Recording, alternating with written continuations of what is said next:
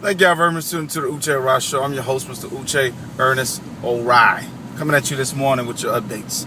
Now, news was just all over the place yesterday about the 3 girls that had been kidnapped for almost 10 years and held in the home of a Cleveland, Ohio suburb. Well, I'll say more like urban neighborhood, not suburb, okay? Now, as y'all saw, it was a predominantly Hispanic and black neighborhood, so that is not the suburbs. That's urban neighborhood. Suburbs implies majority white. Urban is everybody else. So, and you love when stories have happy endings. You know, everybody was captivated by this story yesterday. Jodi Arias couldn't get any play anymore. We stopped talking about the Boston bomber for a little bit to focus on this story of 3 girls that have been missing for almost 10 years, declared dead, declared runaways. Now were found in the basement of this the Castro family and in this neighborhood. This family that these suspects are related to is actually a well-to-do family. Okay, the family owns, from what I read, a good number of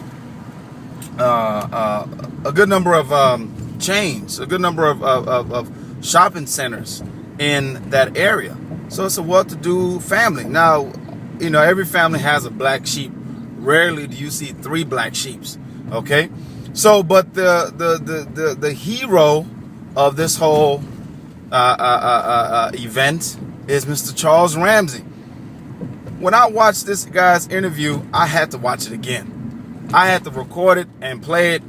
The funniest interview that he did all weekend, all of yesterday and the day before yesterday, had to have been the one he did with Anderson Cooper. Oh my goodness, this was just hilarious. I'm gonna put it up real quickly. I did record it yesterday. So, his story of how the whole thing transpired. You know, he's sitting on his porch eating his Mickey D's. I'm wondering why he's not at work, but that's a different story. Eating his Mickey D's, and he hears a white girl screaming. You know, goes to the house because the neighbor's not there, and he sees her inside. She say, "Help me." You know, he opens the door, gets out. But the funny thing about his story, right, was when she ran to his house to use his phone, he was like, "Why don't you go across the street and use their phone?" The funny thing about that, not funny, but he even said it himself. You know, he said a white woman running to a black man, something must be wrong.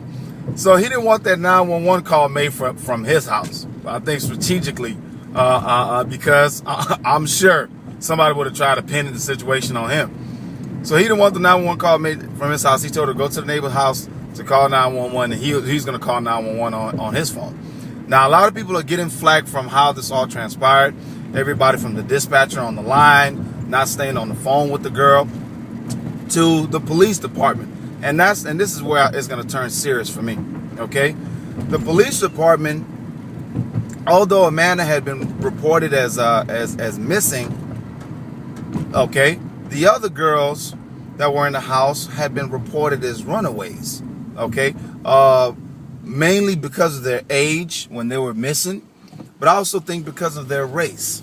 Okay? I mean, think about, I used to complain a lot whenever I turn on the TV and there's a missing person.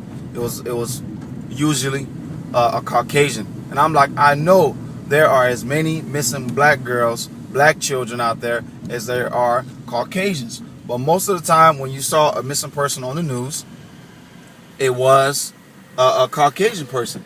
Most recently, they started showing more colored girls now missing. Okay, so you wonder, amongst the few colored people that actually make it on TV, make it onto your milk cartons, how many did make it on there because the detective doing the job was so lazy, so racist, so bigoted that he probably considered the fact that because this family might be a minority and because they may have family issues, that this person is not missing, but actually has ran away. And that pretty much means they stopped looking. They stopped checking up leads. They stopped checking up neighbors. They stopped checking up potential sex offenders in the area. They just stopped looking. Okay, they're like, oh, well, she'll turn up. She's run away before, blah, blah, blah, blah, blah. And you're like, your baby will never be found. One of the girls' mom had recently passed away, and that woman never stopped looking for her. That woman just knew that her daughter had been kidnapped. And she died never getting to see her daughter free. But her daughter's free now, God willing. And soon, these people are going to be tried. They're going to be convicted. And hopefully this changes how, people look for missing children, missing girls, missing people in general. It's unfortunate. But Charles Ramsey will become a hero. Hopefully he is considered a hero. Now, what may happen, and 97.9 The Box put it so eloquently this morning, how this man who everybody's interviewing right now, soon people are going to start looking into his background.